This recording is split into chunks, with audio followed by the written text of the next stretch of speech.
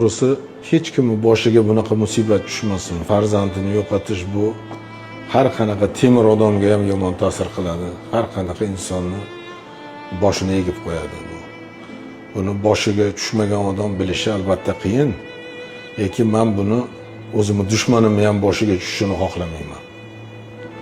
Ishga endi bugun chiqdim, endi ozgina mana korxonadagi xodimlar, o'zimni qizlarim amaliy ruh tushib ketmasin deb chiqib bir ozgina o'zimni chalg'itish uchun chiqdim. Qizimizni berib qo'yganimizdan keyin Saudiya Arabiston ketdik. Qizlarimni hamma qolgan 4 ta qizimni olib, 4 ta kuyovimni olib ketib ziyoratlar qildik. Undan keyin mana yaqinda Shirin qizimizni o'qigan universitetidan bizni taklif qilishdi Xitoyga. Qizimni nomini abadiylashtirish maqsadida Shirin nomli xayriya fondi tashkil qilindi. Xitoyda o'sha Tsinxua universitetida o'qigan. O'sha Xitoyning eng nufuzli universiteti Tsinxua universitetida tashkil qilindi. Shu borganda biz universitet rahbariyati, dekanat, mana shu o'quvchilarni yig'lab gapirgan gaplarini ko'rib, to'g'risi toshib ketdim, to'lib ketdim. Shunaqa qizim borligidan, shunaqa qiz tarbiya qilganimizdan onasi bilan faxrlandik. Lekin ming afsuski, Alloh taolo bizga shunaqa bir farishta qizni bergan ekan, biz to'g'ri sezmay qolgan ekanmiz. O'zimni o'zim yeb qo'ydim desam ham bo'ladi. Sababi men hayotiy o'zi qattiq qo'l otaman. Ya'ni farzandlarni ko'p erkalashni bilmayman. Shu farzandlar aqlli, xushlik, eli yurt havas qiladigan, ulug' insonlar bo'lishsin, o'g'il boladan kam bo'lishmasin deb juda ham qattiq turganman. Masalan, bemalol xohlagan joyiga borib, xohlagan ishini qilib yurishga imkoniyat bermaganman. Bu holatlar bo'lgandan keyin to'g'risi o'zim yomon ko'rib ketdim. Endi biz bandamizda bilmaymiz-ku endi qancha umr ko'rishimizni. Buni faqat yaratgan Egamiz o'zi biladi. Mana shu fursatdan foydalanib bizni shunaqa og'ir kunlarimizda shuncha ishlari bo'la turib, shuncha band bo'la turib, biz uyimizga kelib, bizga hamdardlik bildirgan katta insonlar kelishdi. Juda ko'pchilik ijtimoiy tarmoqlar orqali bizga hamdardlik bildirdi, uzoqdagilar. Barcha viloyatlardan kelishdi desam ham to'g'ri bo'ladi. Men barchalariga o'zimni chuqur minnatdorchiligimni bildiraman oilamiz nomimizdan. Ularga uzoq umr tilayman, sihat, salomatlik, hech qachon boshlariga bunaqa farzand dog'i tushmasin. Hayotni mazmunini yo'qotib qo'ymaydimi bu holatdan keyin? To'g'risi boshida juda qiyin bo'ldi menga. Juda ham qiyin bo'ldi buni. Sababi Shirin 4 ta opalariga o'xshamasdi umuman. Boshqacha qiz edi. Chunki u birovi dilini og'ritishi, birovga qattiq gapirish nimaligini bilmasdi. O'zi tug'ma shunaqa, Alloh shunaqa yaratgandi bu qizimiz. Shu men ham shu hayot davomida 19 yil yashagan bo'lsa, 19 yil ichida biror marta menga qovog'ini ham solmagan ekan. Gap qaytarishni men gapirmay qo'yaveray. Qovog'ini solmagan ekan. Ana shu narsa menga juda ham og'ir bo'ldi. Biror farzandingiz bir ozgina bir gap qaytarsa yo qovog'ini solsa esingizda qoladi-ku. Yaxshi bo'lsin deb ursangiz, bu qizda bu narsa yo'q edi. Juda ham xayriya qilishni yaxshi ko'rardi. Ajoyib farishtadek qiz edi.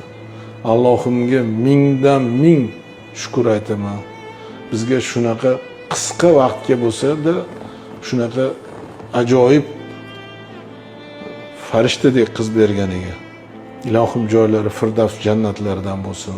Ilohim yotgan joylari pardek yumshoq bo'lsin. Joylaridan bo'lsin. Ota-onasini mana shu yaqinlarini shafovat qiladiganlardan qilsin ilohim. Bilishim bo'yicha qo'lingizda borni qildingiz. Xitoydan samolyotlar ham transportirovka qilishga, Rossiyadan doktorlar, yana boshqa shaharlardan.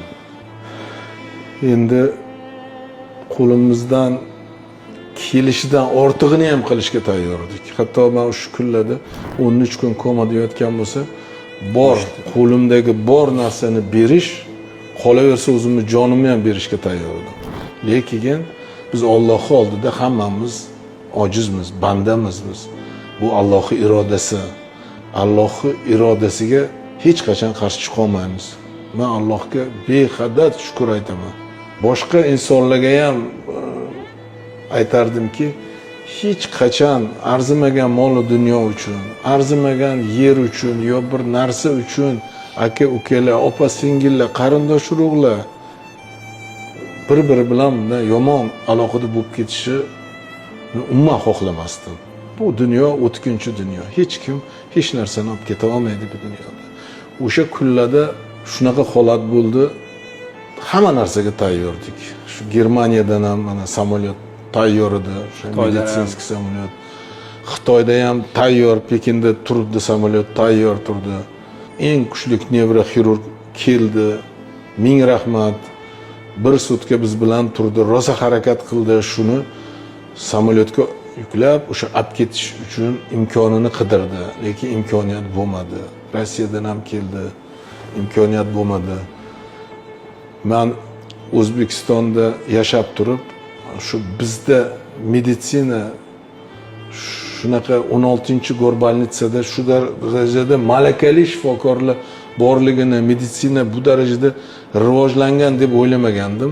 Mana shu fursatdan foydalanib shu 16-gorbalnitsa rahbariyatiga o'zimni chuqur minnatdorchiligimni bildiraman. O'z farzandlaridek bor kuchlarni ishga solishdi. Men qoyil qoldim bularni malakalariga, tajribalariga. O'sha Xitoydan, Rossiyadan kelgan, mana Germaniyadan turib birinchi kundan bu boshlab nima qilgan eng kuchli dunyoni nevroxirurglari ham bizni shifokorlarni kamchiligini topa olmadi. Faqat e'tiroz bildirishmadi, lekin faqat qo'shimchalar kiritishdi. Holatdan chiqib ketishga harakat bo'ldi, lekin ojiz bo'lindi. Alloh shunaqa umrini qisqa qilgan ekan qizimizni.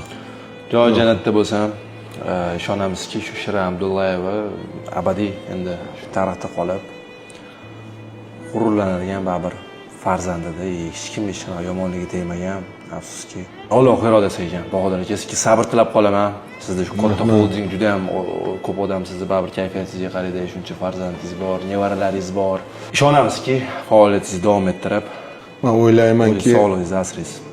Men o'ylaymanki, u doimo tirik ruhi. U hamma narsani ko'rib turibdi. U ko'rdi mana shuncha inson uning uchun jonini qo'yib, jon dilidan achindi. Hatto shu qabristondagi shu xizmatdagi insonlar ham biz bunaqasini ko'rmagandik. Shunchalik qizingiz odamlar yaxshi ko'rishar ekan.